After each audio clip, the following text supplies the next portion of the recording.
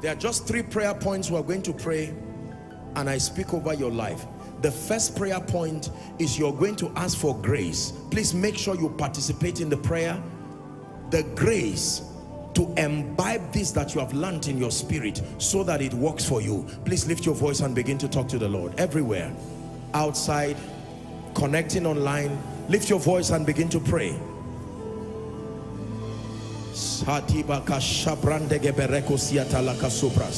The Bible says, now that you know these things, it says, happy are you if you do them. Now that ye know these things, happy are you if you do them. Now that ye know these things, happy are you if you do them. In the name of Jesus, someone is praying. Open up your heart and cry to the God of heaven. I declare that I am a doer of the word. The things that make for poverty, I obtain grace to make quality decisions that close these doors from my life, close these doors from my church, close these doors from my business. I am ready to be empowered. The problem is not the recession. The problem is not the economy of the nations. Hallelujah. Number 2, I'd like you to pray that the spirit of poverty, that spirit that has taken advantage of ignorance or incomplete knowledge and is praying over your finances, praying over your family's finances, I'd like you to decree and declare that by the blood of the eternal covenant, it stops from this night. Is someone praying? Open your mouth and pray. Do not allow yourself continue in lack and want. It is not the will of God, and it is totally unnecessary. Totally unnecessary. Not with the abundance of knowledge that you have access to. Someone pray. I rebuke the spirit of poverty, whether it has been generational. In the name of Jesus, we decree and declare, you will not find a place in my life. Are you praying? You will not find a place in my children. Pray. You will not find a place in my spouse, not in my company, not in the ministry God has given. Someone is praying. In the name of Jesus Christ, all the decisions that are pro-poverty, I come against you, and the spirit that influences my attitude, the spirit that influences my decisions, preying upon my ignorance, the Lord rebuke you in the name of Jesus. Hallelujah. A final prayer point, and then it will be my turn to pray for you. I'd like you to pray. There is the power to get wealth. Yes, there is. There truly is the power to get wealth. Please do not take serious anybody who tells you there is no anointing that prospers people. There is the power to get wealth. Let God be true and all men liars. You are going to pray. Father, I've been imparted, I've been anointed before, but the power to get wealth, let it rest upon my life now. Open your mouth and pray. The power to get wealth. God is able to empower men. He's able to provide a supernatural engracing upon your spirit and your mind that causes you to be extraordinary in producing results that make you extremely valuable, results that attract resources to you, results that connects you to the heart of men and helpers. Someone pray. Someone pray. You are about to receive.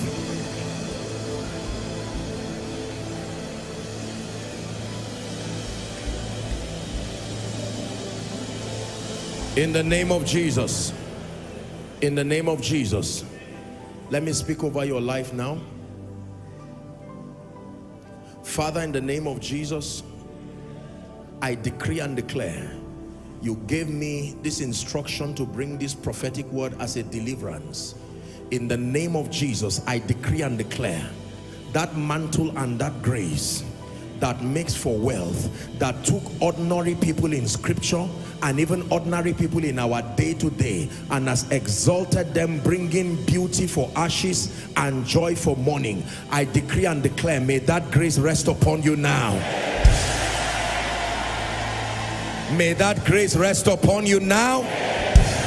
Rest upon your business. Rest upon your ministry. Rest upon your household. Rest upon your career. In the name of Jesus Christ. By reason of this grace, I speak prophetically over you that everything that represents the shame and the reproach connected to poverty, I declare that it dies over your life now. Every family here that has never experienced genuine prosperity is always from poverty to poverty. You saw those before you. You saw your parents, some of you right now, and you're about transferring the same to your children.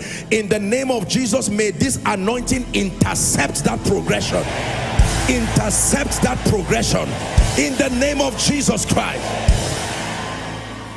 The Bible says, and Jabez was more honorable than his brethren. It was not always so. Every failed business here, every dead or dying business, I decree and declare, may help us show up and lift you back. May help us show up and lift you back. In the name of Jesus Christ. Hear me. One of the assignments of the spirit of poverty, I will discuss that when we take the financial series proper. But one of the assignments of the spirit of poverty, please listen to me, is to make you run into debt.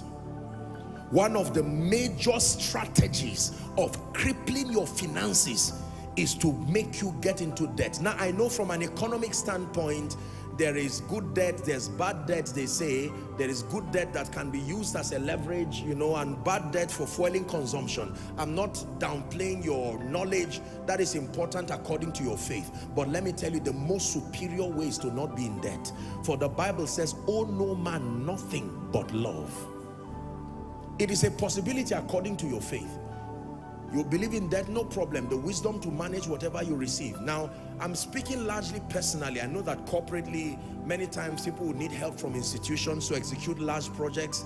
That is corporate. I'm talking about there is no reason why you should get into debt personally. It's a terrible thing. Because let me tell you what happens. This spirit constrains you, and then it forces you to start borrowing money until it becomes an addiction.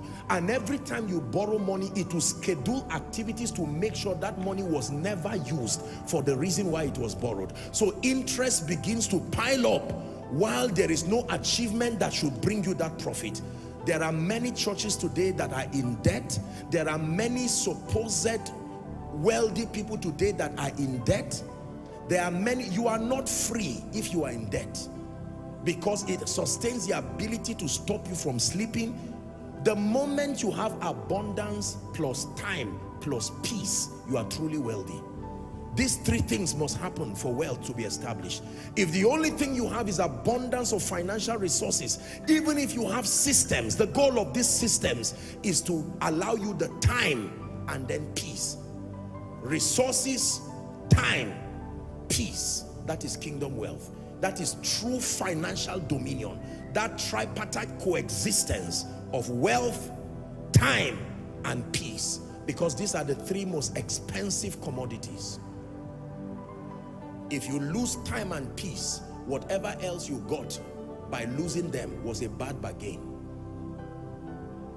Are we together? Praise the name of the Lord. So the spirit of poverty has made many of us, some of us right now probably are in debt of thousands, millions, billions, and you want to get into more. No. Every time people got into debt from scripture, it was the prophetic that brought them out. The prophetic is mandated with the responsibility of rescue, particularly from financial debt.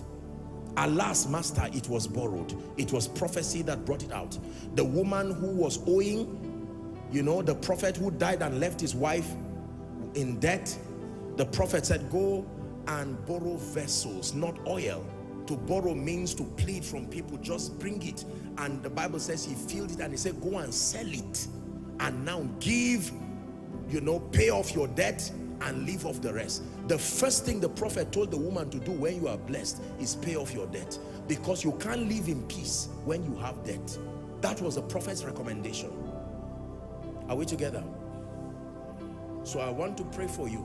If you are in any kind of financial situation of debt, whether personally, as a family, or corporately, in the name of Jesus, please believe this prophecy. Between now and December 2023, I prophesy upon you, come out of that debt. Come out of that financial situation. Come out of that financial situation. In the name of Jesus Christ. How will it happen, Apostle? Very simple. The ministry of men. There is no magic as to how people come out of debt. It is always the ministry of men. God will send men disguised as systems, disguised as relationships. It is yours to now discern and be ready when it comes. You don't come out of debt by superstition. When prophecy is released, as it was over Samaria, the next thing was men. Even if they are lepers, they will be the ones to use to rescue Samaria. Every time prophecy comes, start paying attention to men. They will come with business ideas. They will come with superior projects. They will come with their well wishes just to bail you out. A show of kindness. Or they will come, somebody can just bless you.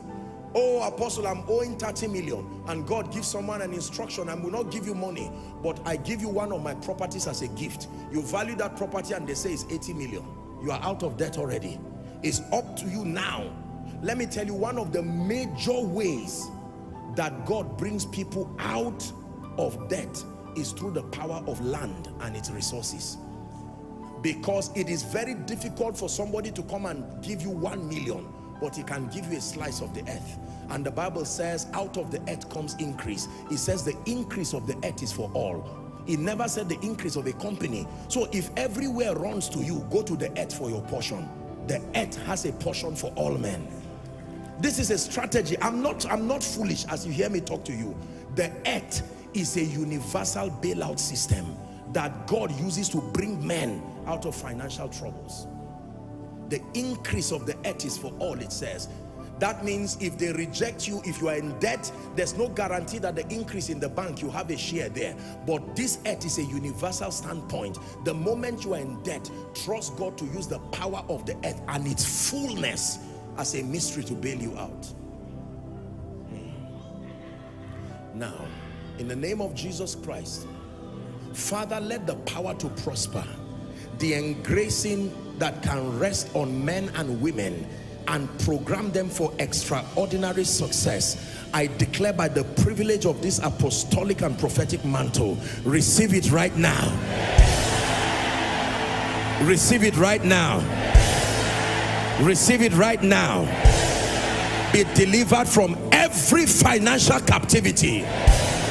Hear me. What your father could not do, what your mother could not do, for some of you, what has never been done before you, I empower you by this anointing. Go and do it.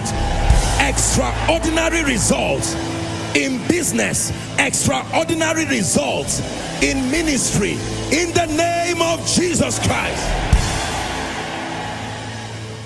Listen, many of you will come and stand here and begin to testify of strange financial doors in the name of Jesus Christ.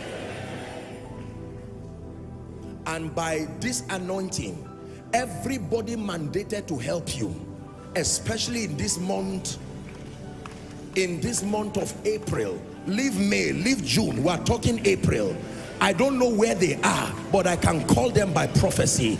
In the name of Jesus Christ, the one who gave power to men, I declare this week that is coming, I stand by this mantle. I call forth strange helpers, strange helpers, strange lifters, in the name of Jesus Christ. That by reason of this that you have heard, some of you, by God, you will step into prepared blessings.